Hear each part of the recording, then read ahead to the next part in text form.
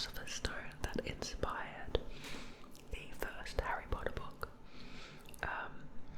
And of course it's got much more of a history than what is shown in the Harry Potter book and movie.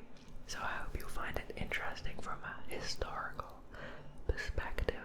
Before we start, I'd like to remind you that you can watch all of my videos ad-free on my Patreon. I'm currently in the process of uploading my old videos, but you'll be able to watch all of them without the YouTube ads. Okay, and if you're watching on the Patreon, thank you. Okay, the Philosopher's Stone is a mythic alchemical substance capable of turning base metals such as mercury into gold or silver.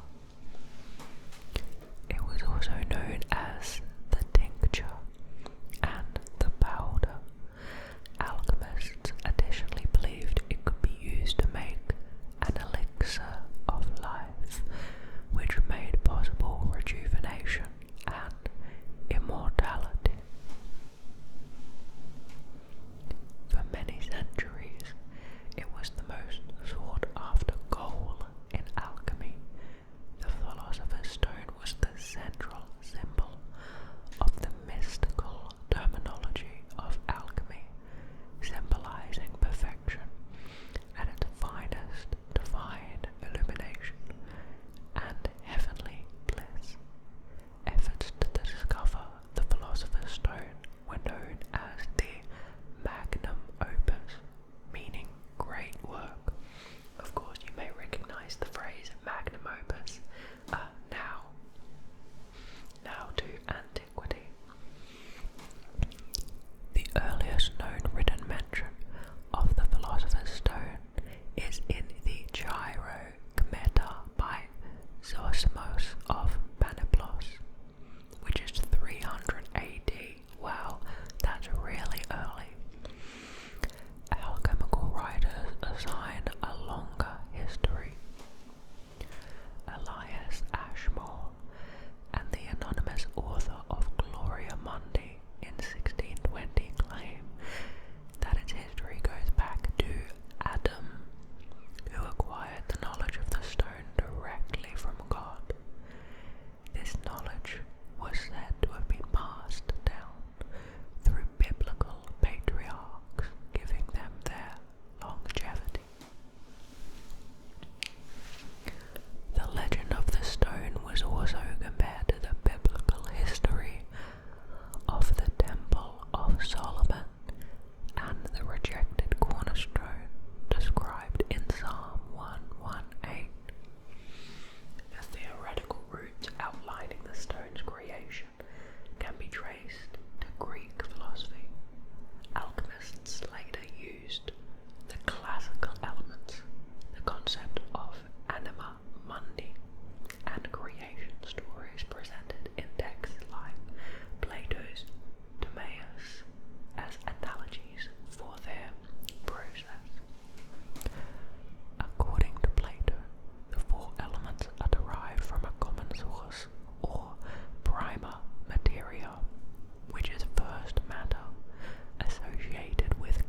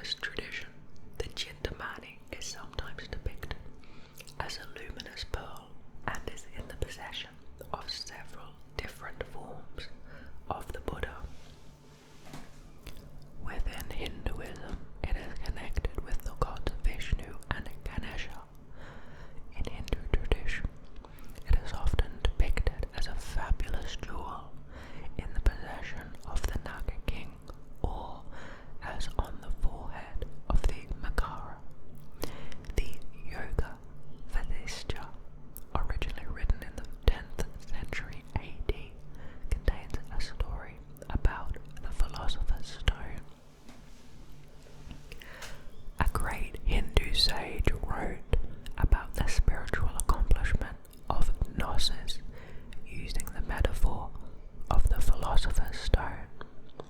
Saint Nashua wrote a commentary with 17 references to the Philosopher's Stone that explicitly transmutes base metal into gold.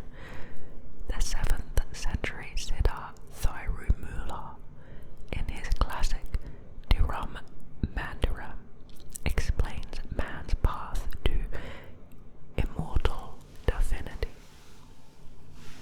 In verse 2709, he declares that the name of God, Shiva, is an alchemical vehicle that turns the body into immortal gold.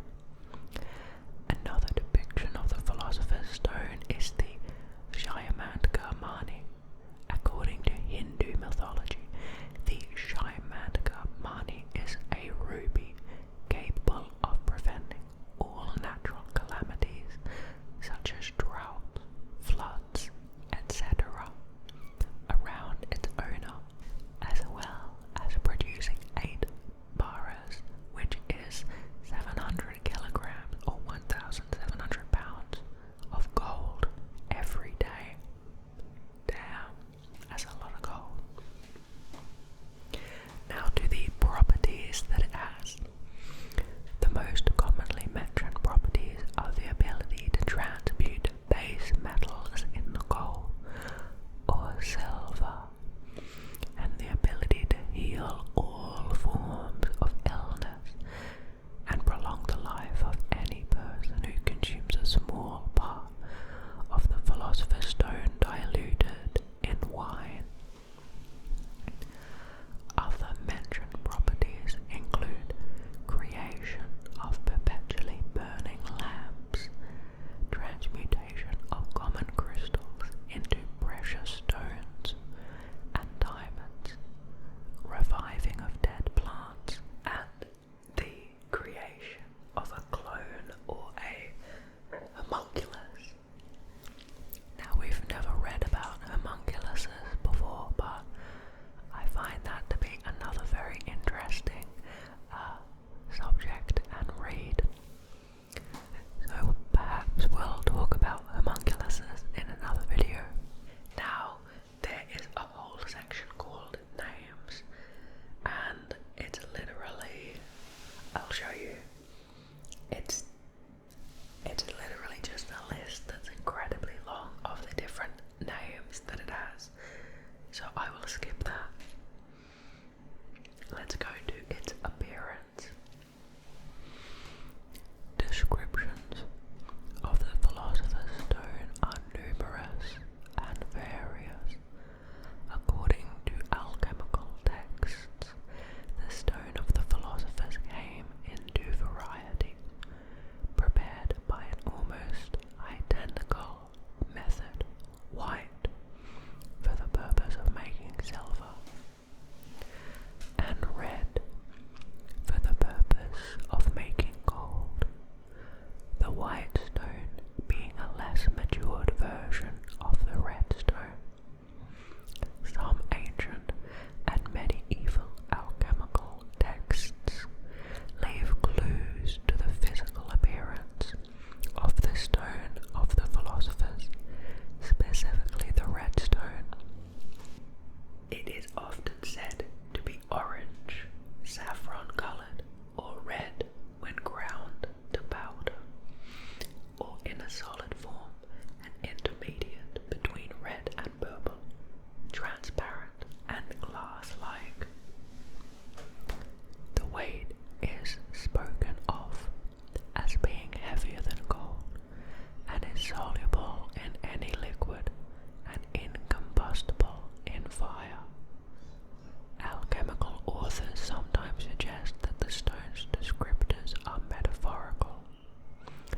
The appearance is expressed geometrically in Atalanta Fujian's emblem XX1, XXI.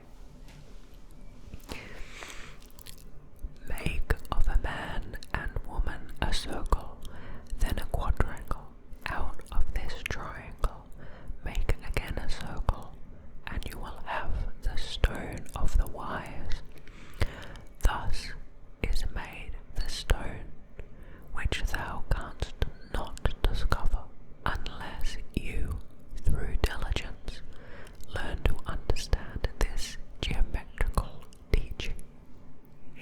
further describes in greater detail the metaphysical nature of the meaning of the emblem as a divine union of feminine and masculine principles. And this is the quote. In like manner, the philosophers would have the quadrangle reduced into a triangle, that is, in the body, spirit, and soul, which three do appear in three previous colours before redness. For example, the body or earth in the blackness of a Saturn, the spirit in a lunar whiteness as water, the soul or air in a solar serenity. Then will the triangle be perfect, but this likewise must be changed into a circle, that is, into an invariable redness, by which operation the woman is converted into the man, and made one with him, and the scenery the first number of the perfect, completed by 1, 2, having returned again to a unit in which is eternal rest and peace. Very confusing, but I understand, as I said before, there is some philosophical elements of that in regards to the feminine and masculine. RØDE uses the imagery of the Christian passion, saying that it ascends from the sepulchre of the most excellent king, shining and glorious, resuscitated from the dead and wearing a red diadem. Now to the interpretations. The various names and attributes assigned to the Philosopher's Stone have led to a long-standing speculation on its composition and source. Exoteric candidates have been found in metals, plants, rocks, chemical compounds, and bodily products such as hair, urine, and eggs. Justin von Liebig states that it was indispensable that every substance accessible should be observed and examined. Alchemists once thought a key component in the creation of the stone was a mythical element named garment. Now, esoteric hermetic alchemists may reject work on exoteric substances. Now these are eso with an S, esoteric as opposed to exoteric. Instead, they direct their search for the Philosopher's Stone inward. Though esoteric and exoteric approaches are sometimes mixed, it is clear that some authors are not concerned with material substances, but are employing the language of exoteric alchemy for the sole purpose of expressing theological, philosophical, or mystical beliefs and aspirations. New interpretations continue to be developed around specuric, chemical, and esoteric schools of thought. The transmutation